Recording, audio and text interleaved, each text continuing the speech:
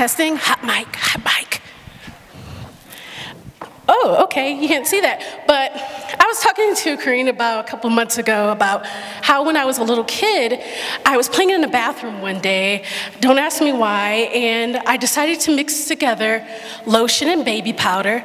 And I thought, how awesome would that be if those two ingredients together could cure AIDS? And not that I wanted to cure AIDS, but what curing AIDS really brought me.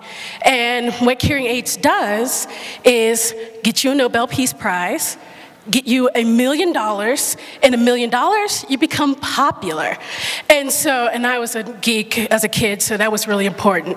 So that started us to thinking about how other people who selfishly do things make the world a better place. So this is 10 selfish people who accidentally changed the world for the better.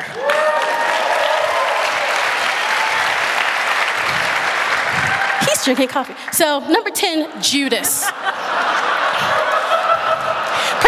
Judas was tired of following Jesus around, and he wanted money. He sold Jesus out. Jesus died. People thought that was somewhat good, and every summer or spring, we get chocolate once a day. And number 9, that leads us to Wyatt Earp. He's the famous lawman who rounded up thieves and gamblers, but he was like the biggest one of them all. And because he wanted to protect his own property, he ended up taming the West. Hammurabi, so pretty much he wanted, he did the first written code in history, and he didn't really care about justice or making sure his subjects were well taken care of. He wanted to know that he could destroy them. And the best way to tell someone you could destroy someone is by writing it down. And Robin Hood, I don't know if he was literate, but he was a famous, lovable thief from Disney to Kevin Costner. He robbed from the poor, and robbed from the rich and gave to the poor, but he taught us to pay it forward. Hans Christian Andersen, pretty much the original Ugly Duckling. He was someone not cute and sexually frustrated, and he used that frustration to write like children's fairy tales like The Ugly Duckling and The Little Mermaid. And that brings us to number 5, Madam C.J. Walker, who was apparently bald as a bald eagle, but to save her hair, she created hair care products, and Oprah looks great, and she was the first millionaire for women. Oh, Lorenzo. So pretty much he wanted the people of Florence to know that he had a lot of money, and he did that by becoming patrons of artists like Leonardo, Michelangelo, and pretty much we get to enjoy their work every day on our screensavers. Okay, everybody knows Howard Hughes.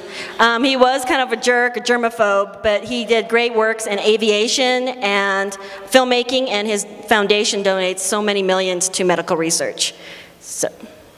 Which leads us to Bugsy. He is my favorite gangster, and he was a gambler, killer, but he was the godfather of Las Vegas, and because of him, we have 24-hour buffets, gambling, and Carrot Top at the Luxor. He's so hot.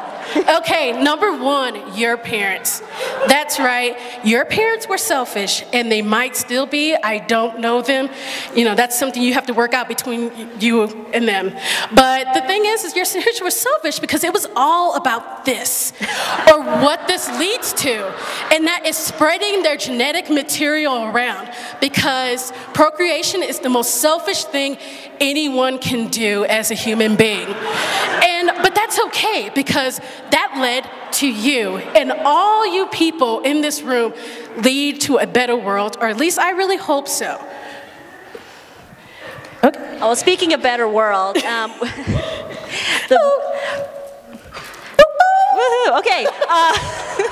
Okay, everybody says you have to be selfless to change the world like Mother Teresa, but we cannot all be Mother Teresa and so forth. So what we're saying is sometimes being selfish can change the world for the better.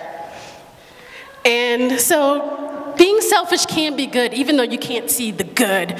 So that means getting a tattoo because you look hot and you can get a tattoo, working with like dough and fire as that one guy is, standing in front of a tank, be good. Yeah, we're asking everybody that if you have selfish intentions, that you want to stick up for yourself and so forth, you can change the world for the better. So save yourself could end up changing the world. Yes. And therefore? Yeah. And Finn.